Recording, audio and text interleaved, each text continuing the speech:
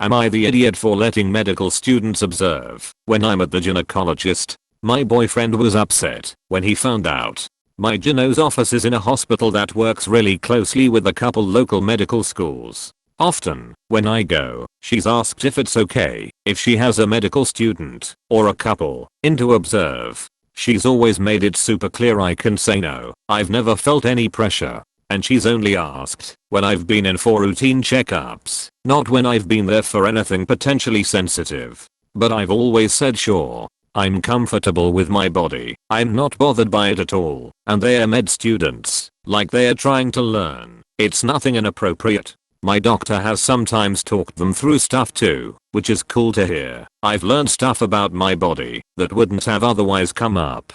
None of them have ever been rude or inappropriate. Honestly, I'd say they've come off a little awkward and shy than me. It's also not a sexy thing at all. Nobody looks good jammed up with a speculum lol. I mentioned it offhand yesterday when I was in a group video call with 3 of my female friends and my boyfriend was sitting with me. My female friends were all like, that's so weird. Mine has never asked that. And isn't it weird having a couple people standing around looking up there? I said no, it was chill. I wasn't really bothered by that thing. My boyfriend didn't say anything at the time and the conversation moved on. After the call, he had a bunch of questions. How many students? 1 to 3, men or women? Both. Pretty evenly split. Gynecology students or just any old med student? I didn't ask, but I figure they were studying gynecology because my doctor was teaching them about it. How old? Generally in their 20s, I'd guess. He was super uneasy with me exposing myself like that to anyone but my doctor, and I said that I didn't see why it was a big deal. They were med students. They were about to be doctors. He said that they were just college kids. Who knows if they were gonna stick with it, and he didn't like me inviting random college kids in to look at my genitals. I said I'd say no next time. It wasn't a big deal to me either way, but he still seems bothered by the fact that it wasn't a big deal to me and that it happened in the first place. AITA for letting med students observe at my gyno appointments.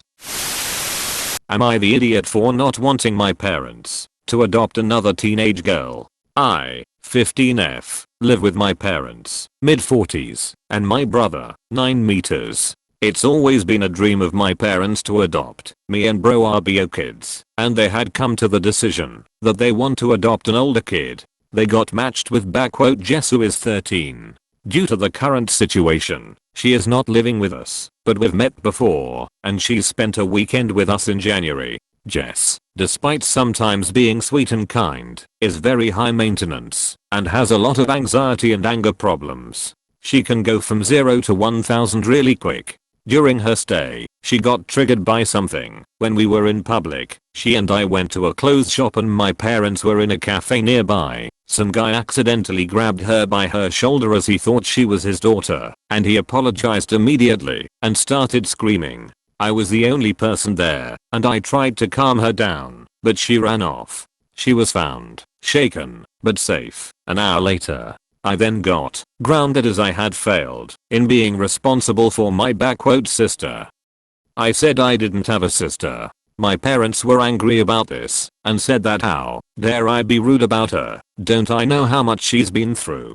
She's had other outbursts, but none so huge in public. She can be cold and untrusting and was very clingy to my parents. I do admire her and think she's very brave, but I don't want to live with her. My parents call Jess often. I often say hi and try to be civil and supportive. But it seems like the only thing my parents can talk about is Jess and how brave she is, and she isn't even here yet. We live in a 3-bedroom house and my parents promised to move to a bigger one later this year. Recently, my parents broke the news to me that Jess will move into my room and I can pick whether I want to share a room with bro or Jess. I don't want to share with either. My brother is messy, loud and is your average 9-year boy, and Jess has night terrors and screams the house down, and it's enough having to open my house to her, but I value my privacy a lot and don't want her in my room, which is like my special place. I was crushed. I asked if we were still moving, and my parents were like, we like this place and have no solid plan. I freaked out and was like, "You guys are forgetting you have another daughter and are too excited about the shiny new one to remember that the one you have has feelings and boundaries, and if you're changing everything I've ever known, at least I deserve to be listened to. If this is how life's going to be, I don't want to have a sister." Good to note, my room is big enough to have a wall put in, and my parents considered it a few years back. I would be happy with that. They refuse, even though we can easily afford it, because it is "too much effort." My parents are offended that I'm "not being welcoming towards my sister," and I'm offended that the life I knew is going to be turned upside down, and I'm not going to have the thing I value most, my privacy. Am I the idiot? Am I the idiot for not apologizing after I ruined my parents' vow renewal? When I was 12 my parents divorced and began seeing other people. When I was 14 dad met someone, Helen. Helen had 3 sons. The oldest son, Jake, was only a few months older than me. Of their 6 combined kids, I have 2 brothers. I was the only girl and was excluded a lot by dad, who would take all 5 boys to do guy stuff while I was left to my own devices. As a result, I only met my potential stepbrothers less than 5 times in the entire 2 years dad and Helen dated, and when I did it was all 8 of us at once, so there wasn't much one-on-one. When I was 16 dad proposed to Helen, only to realize he still loved my mum. He and mum got back together shortly after and remarried when I was 18. When I was 25 I ended up indirectly working for Jake. We recognized each other and had a quick chat every now and again, but due to the nature of my work we couldn't have any sort of relationship, including friendship, in case it looked like favoritism. At 26 my contract ended and I moved to a new workplace. On my last day at my old workplace Jake asked if we could exchange numbers. We got together a few months later. We agreed to take it slow due to his son, so it was very casual for the first few months and we only saw each other once or twice each month. At 27 I tried to tell mum about Jake.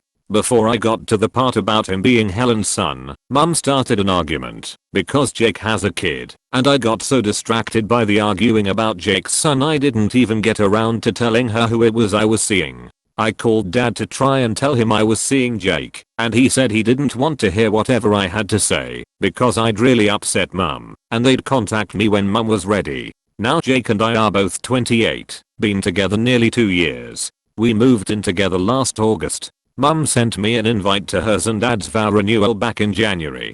Given current circumstances the renewal was moved online. I went into the office to take the call, logged in, greeted everyone, and found out a few people were late, so we talked while we waited. During this Jake's son came in asking for help with his homework. Jake then came in to take him out, and dad saw him and went "Jake?" Mum said "Who's Jake?" Dad said he was Helen's oldest son. Mum asked me what was going on, and I told her we're a couple. Suffice to say, this was not taken well. Mum looked upset and physically left the room and dad apologized before ending the call and going after her. The call was still active and everyone else on it sort of said "what the fuck up?" So I just awkwardly ducked out. That was yesterday, and since then I've received messages from everyone on the call, plus the ones who were late. They feel I should apologize for ruining their renewal. I'm an adult. I'm sorry my parents were blindsided, but I won't apologize for my relationship. Plus if they'd heard me out 6, edit, IDK when exactly, shortly after I moved in, possibly closer to 8 months. Months ago they wouldn't be blindsided now. AITA for telling my sil that I'd cut her off too if she talks about her husband around me. My husband and I are still arguing about this, but it happened years ago. My husband and his sister are the product of his father's affair. As a result, my husband grew up very close to his mother and his sister, and he was so overprotective of them because he was, in his own words, the man of the house. My sil and I were friends in college and I actually met my husband through her. We've been married for 15 years and we are having fertility issues. It's been really depressing for me. We've been through multiple miscarriages. We now have a little girl. Throughout the years, my sil and her husband developed a weird interest in my fertility. A very inappropriate and invasive interest. Think things like asking me when was my period, were we planning to conceive that day, I let a lot of it slide, but I lost it when my Bill, Sill's husband, asked me what my miscarried baby looked like when it came out. To my surprise, Sill defended me and apologized on behalf of her husband. However, when I lost another baby, my Bill asked my Mill if she was happy with me, since she'll never get to see her son's kids. My Mill is old and clearly suffering from mental issues, so I don't blame her, but she organized a family reunion with my Bill and my husband, without me, to try to talk my husband into divorcing me, because I clearly can't give him the kids they all want. My idiot husband actually considered it and came back home to tell me that we need a break and he can't be with me without kids. It was completely unexpected to me, so I pressed him about it to know where all of this came from. He told me everything. We got separated, and I confronted my Mill, and she told me all about Bill's obsession with my uterus. My husband begged me to come back and apologized profusely, and even got my Mill and Sill to apologize. Bill never ever apologized or even admitted that he was wrong. I took my husband back on the condition that I'd never have to be in the same room as Bill, ever. If he's invited to family events, I'm not going. My husband agreed, and he said that he won't go too, but he can't cut his sister out of his life. I said fine. She actually apologized. Then my baby was born, and Sill kept saying how it's a shame that Bill can't see her when he wanted her to come to this world so bad.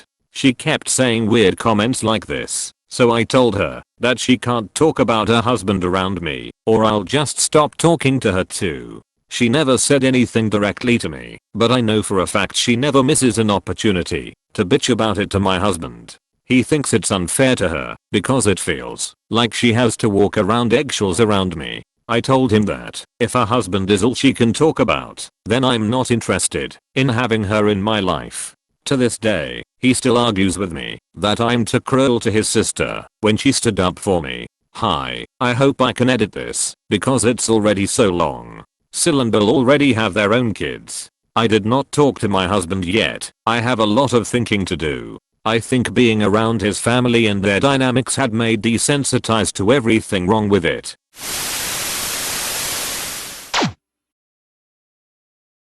AITA for sending my son to a nicer school when my stepdaughter can't go. My son's grandmother works at a private school. One of the perks of the job is that the faculty's children can go there for free. They extended that to her grandchild as well, which is great because it would be too expensive for us otherwise, and the public schools in our area are not very good. Everything is just very old, including the textbooks, and the teachers just don't seem to care. We are currently in the process of getting my son set up to start going to the private school next year. Everything with him seems good to go. All we need is his school uniforms, which his grandmother has offered to pay for.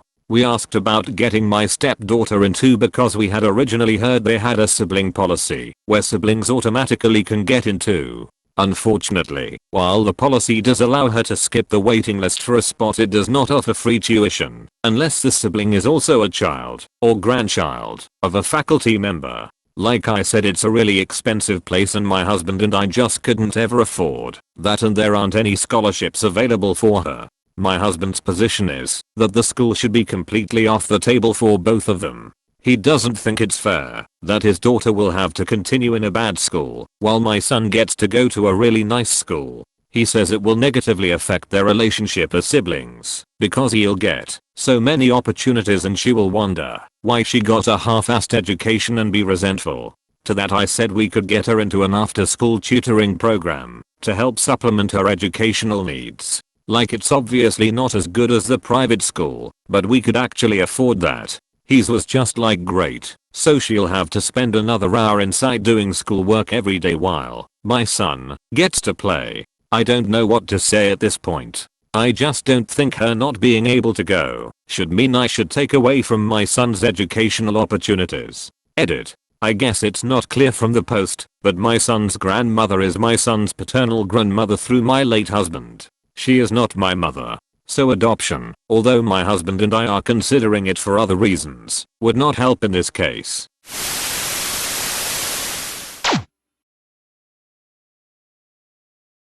Am I the idiot for getting mad? My sister demanded an apology from me and my girlfriend for something our parents did.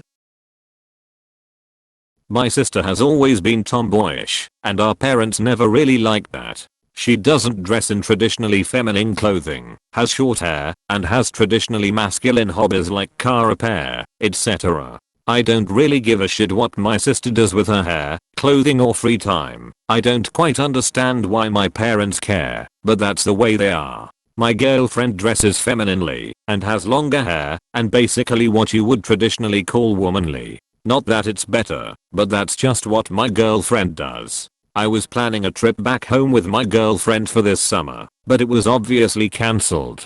But I've been dating her a long time, and she's still never met my family, so I just said fuck it, and video called them with her. My sister is home with my parents from college, so they were all there at once. I introduced my girlfriend and we talked for a bit. My parents really likes her, but they made a few weird comments saying stuff like see that's how a woman is supposed to dress, which I don't think bothered my girlfriend too much, but made my sister visibly uncomfortable. After we hung up my girlfriend and I ate lunch, and after that my sister called. She demanded an apology from my girlfriend for wearing what she was wearing. She was just wearing a regular skirt and top, and me for introducing her to my parents. I don't follow the logic at all that my girlfriend is at fault for wearing clothing, and I'm at fault for wanting my parents to meet her. She said our parents have been going off at her how that's how she should be dressing and acting, and that I'm the reason. I think it's pretty nuts to blame me about that, and I'll admit her yelling at me about something so unreasonable made me pretty annoyed, so I told her that it's not my fault, and if she has a problem with our parents, to take it up with them, and not to blame us for being ourselves.